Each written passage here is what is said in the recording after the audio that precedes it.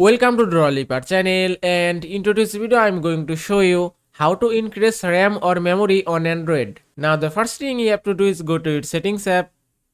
From here scroll down and then go to device care. From here go to memory. From here scroll down. Here at the bottom RAM plus option, then just tap here. Now just tap here to enable RAM plus option. Here you can see three options: 2GB, 4GB, 6GB. If I select 6GB and then tap on OK, now the phone will take restart to extend your RAM or memory. Then tap on restart, and after restart 6GB RAM will be selected in your phone. And after restart go to same settings again.